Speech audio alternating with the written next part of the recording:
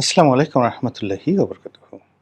সম্মানিত দর্শক, আমাদের দেশের বেশ কিছু সামাজিক মাধ্যম, বিভিন্ন যাকে বলা হয় সেলিব্রিটি সাংবাদিক, দেশের বাইরে যারা আছেন তারা এবং আমাদের দেশের খুব সাহসী কিছু সাংবাদিক রয়েছেন। তাদের বিভিন্ন রিপোর্টে যে কথাগুলো জানা যাচ্ছে সেটা হলো সাম্প্রতিক সময়গুলোতে খুব ঘন ঘন সেই মার্কিন যুক্তরাষ্ট্রের কর্মকর্তারা প্রকাশ্যে আসছেন এবং গোপনে অনেক গোয়েন্দা কর্মকর্তা, সাবেক এবং বর্তমান গোয়েন্দা কর্মকর্তারা বাংলাদেশে আসছেন। এরই মধ্যে সিআইএর অত্যন্ত গুরুত্বপূর্ণ, ভেরি পাওয়ারফুল একজন কর্মকর্তা, যিনি সদ্য সাবেক, তিনি বাংলাদেশে এসেছেন এবং এসে ওয়েস্টিন হোটেলে উঠেছেন। তার পাসপোর্ট নম্বর কত, ইমিগ্রেশন কত তারিখে করেছে এবং তিনি ওয়েস্টিন হোটেলে কবে চেক ইন করেছেন সেই বিষয়গুলো কিন্তু ইন্টারনেটে চলে এসেছে। এখন আমাদের প্রশ্ন হলো এই যে, এই সময়টিতে হঠাৎ করে এত গুরুত্বপূর্ণ একজন গোয়েন্দা কর্মকর্তা কেন আসলেন? এর বাইরে আরো অনেক গোয়েন্দা কর্মকর্তা যারা জুনিয়র তারা আসছেন কিন্তু তাদের খবরাখবরগুলো আসেনি। আপনারা জানেন যে আমাদের গোয়েন্দা সংস্থাগুলো তারা প্রক্সি হিসেবে বিভিন্ন সোশ্যাল ইনফ্লুয়েন্সার যারা রয়েছেন তাদেরকে ব্যবহার করেন। পিনাকি যাদেরকে কচু খ্যাতি সাংবাদিক বলে, কচু খ্যাতি সাংবাদিক। আপনারা জানেন যে ডিজিএফআই এর যে অফিস, সেই অফিসটি মিরপুরের যে কচুক্ষেত এলাকা রয়েছে সেই এলাকার সংলগ্ন ক্যান্টনমেন্টের মধ্যে। তো দীর্ঘদিন ধরে আমরা লক্ষ্য করি যে ডিজিএফআই আমাদের মিডিয়া নিয়ন্ত্রণ করার চেষ্টা করছে। এখন আসলে মিডিয়া বা মূল ধারার যে সংবাদ সেটা অতটা গুরুত্বপূর্ণ হয়ে ওঠে না। সামাজিক মাধ্যমে যখন একটা বিষয় ট্রেন্ডিং হয়ে যায় বা ভাইরাল হয়ে যায়, সেটিকে ধারণ করেই সাধারণত মূল ধারার গণমাধ্যমগুলো এখন কোনোমতে সারভাইভ করছে। তাদের যে প্রিন্ট ভার্সন এখন বলতে গেলে মুখ থুবড়ে পড়েছে। যারা ১,০০,০০০ কপি ছাপায়, ধরেন সবচেয়ে বড় পত্রিকা বাংলাদেশে, যারা অনেক কথা বলে যে আমরা ইত্যাদি, ইত্যাদি। আমার কাছে মনে হচ্ছে না যে ৭০-৮০ হাজার কপির বেশি তারা ছাপায়। তো এরকম পত্রিকা আছে দুটোর মতো যারা ৭০-৮০ হাজার কপি ছাপায়। আর বাকি যে পত্রিকাগুলো সেগুলো ১০,০০০, ১৫,০০০, বড়জোর ২০,০০০ কপি ছাপায়। এরকম পত্রিকা আছে ৪-৫ টা। তো এই ৪-৫ টি পত্রিকার বাইরে অন্য যেগুলো আছে সেগুলো নামকাওয়াস্তে। কিন্তু পত্রিকাগুলো আ এই মুহূর্তে তাদের যে যাকে বলা হয় অস্তিত্ব টিকিয়ে রেখেছে ডিজিটাল প্ল্যাটফর্মে। এবং এক্ষেত্রে ধরুন আপনি যদি ভিডিও ধরেন, ভিডিও, ভিডিওর ক্ষেত্রে কালের কণ্ঠ এই মুহূর্তে নাম্বার 1। আর যদি ফটো কার্ড ধরেন, সেই ফটো কার্ডের ক্ষেত্রে এই মুহূর্তে বাংলাদেশের নাম্বার 1 ইত্তেফাক। তো ইত্তেফাক যেকোনো একটা খবরকে নিয়ে ফটো কাট করে যখন ফেসবুকে ছেড়ে দিচ্ছে, কালের কণ্ঠ যখন তাদের একটা ভিডিও সেই ইউটিউবে ছেড়ে দিচ্ছে, আবার ফেসবুকে ছেড়ে দিচ্ছে, ওটা যখন ট্রেন্ডিং হয় তখন প্রিন্ট ভার্সনগুলো বা ইভেন টেলিভিশন মিডিয়াগুলো তখন সেটাকে তারা পিক আপ করে। আবার টেলিভিশন মিডিয়াগুলো যেটা হচ্ছে তারাও কিন্তু একদম 100% এখন ইউটিউব বেস হয়ে গেছে বা ফেসবুক বেস হয়ে গেছে। দেখা গেল যে অন স্ক্রিনে যেখানে একটা ভালো টেলিভিশন টক শো একটা সময় ১০ লাখ লোক দেখতেন, 1 মিলিয়ন যখন একটা ভালো টেলিভিশন, এটা আমি ২০১০-১১ সনের কথা বলছি। তো সেই ১০ লাখের যে স্ক্রিন, এখন ১,০০০ লোকও যখন তাদের অনুষ্ঠান লাইভ চলে দেখে কিনা আমার সন্দেহ রয়েছে। টেলিভিশন টক শো এর এখন মান নির্ভর করে তাদের ভালো গেস্ট এবং টপিক, এবং ওই ভালো গেস্ট এবং টপিক যখন ইউটিউবে আসে, সেই ইউটিউবে বা ফেসবুকে ওটা কতটা ভাইরাল হয়, এর উপরে আসলে টেলিভিশন টক শোর মান নির্ভর করে। তো সেই ক্ষেত্রে আসলে কোনো টেলিভিশন তাদের একটা সিঙ্গেল অনুষ্ঠান দিয়ে তারা ব্র্যান্ডিং করতে পারছে না যে এই টেলিভিশনের এই অনুষ্ঠানের জন্য লোকজন বসে থাকে। যেমন দেখা গেল একটা টেলিভিশনের উপস্থাপক ভালো আছেন, আজকে গেস্ট ভালো নেই। গেস্ট ভালো আছে তো উপস্থাপক ভালো নেই। তো উপস্থাপক দুজনই ভালো কিন্তু টপিকস ভালো নেই। ফলে টেলিভিশনগুলো বলতে গেলে টক শো বা তাদের যেকোনো অনুষ্ঠানে একটা নিদারুণ আকালের মধ্যে পড়েছে।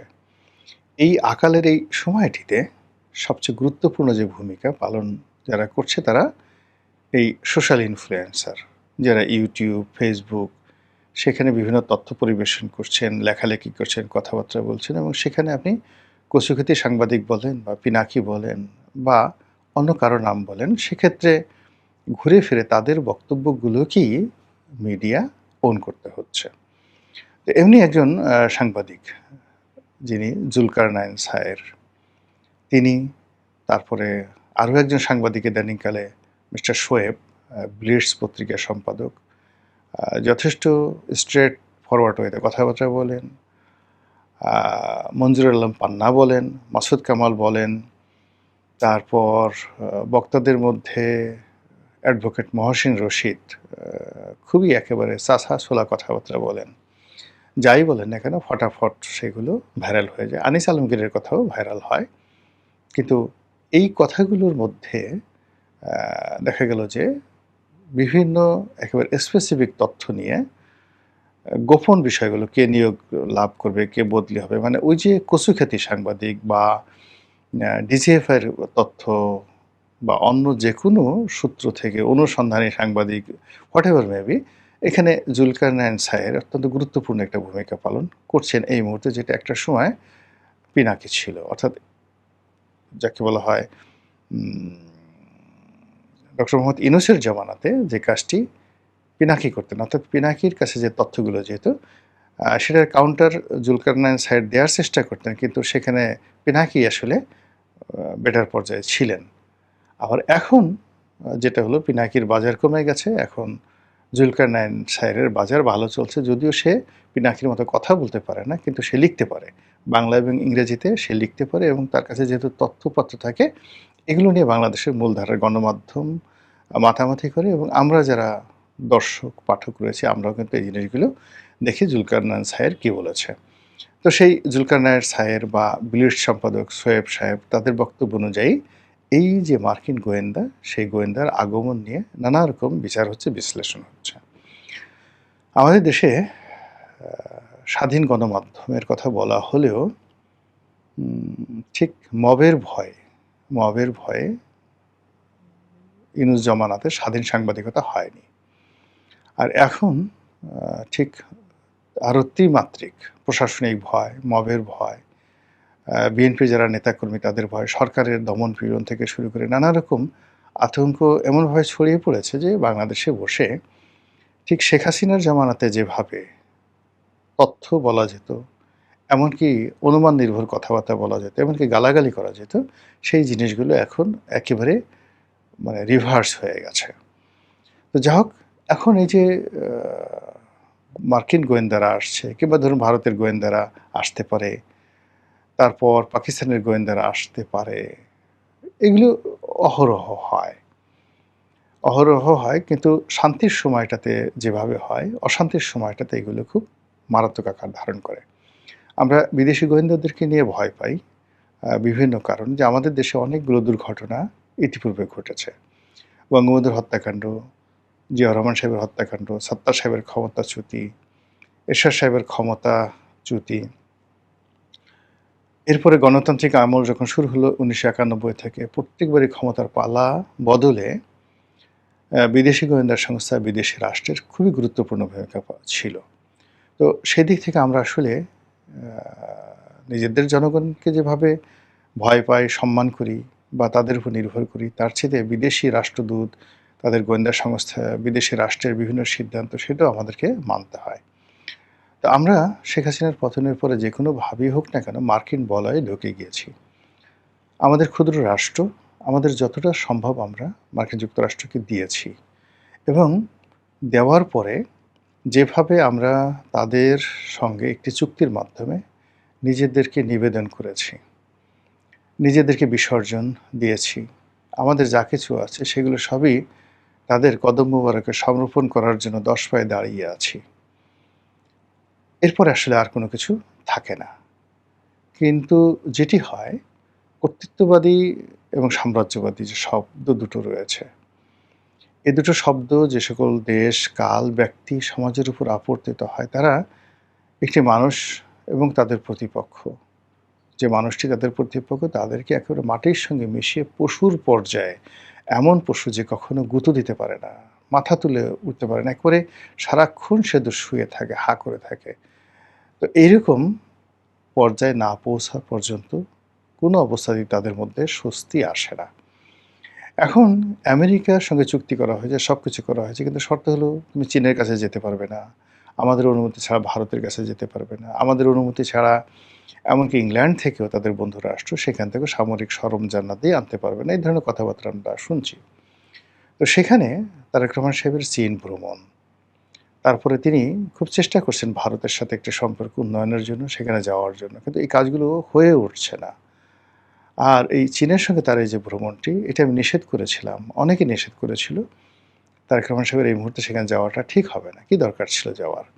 কিন্তু তিনি গেছেন, কি পেয়েছেন ডাজ নট ম্যাটার। কিন্তু যে সমস্যার মধ্যে তিনি এখন পড়েছেন, এই সমস্যা তিনি যদি সমাধান করতে পারেন ভালো, আর সমাধান না করতে পারলে তিনি, আমরা সবাই বিপদে পড়ব। এবং তারই প্রেক্ষিতে যদি তার উপর চাপ প্রয়োগ করার জন্য বিকল্প কোনো উৎসের সন্ধানের জন্য গোয়েন্দারা এখানে আসে, তাহলে এটা আমাদের জন্য খুবই একটা যাকে বলা হয় অশনির সংকেত। এর কারণ হলো এর আগে আমরা বিভিন্ন সরকারি কর্মকর্তা, আমেরিকান সরকারি কর্মকর্তা তাদের দাপট দেখেছি। পিটার ডি হাসকে দেখেছি, আমরা ডোনাল্ড লুকে দেখেছি, এবং ওই সময় ঘন ঘন শেখ হাসিনার পতনের ঠিক আগে আগে প্রায় প্রতি মাসেই ২-৩ জন করে এইভাবে মার্কিন যুক্তরাষ্ট্র সরকারের দক্ষিণ এশিয়া বিষয়ক, দক্ষিণ পূর্ব এশিয়া বিষয়ক, তারপর প্যাসিফিক কমান্ডের সামরিক, বেসামরিক কর্মকর্তারা বাংলাদেশে আসতেন।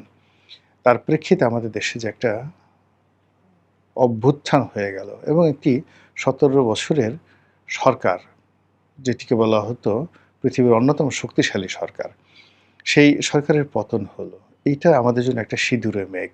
আর সেই সিঁদুরের মেঘ দেখলে আমাদের কী ধরনের ভয় লাগে।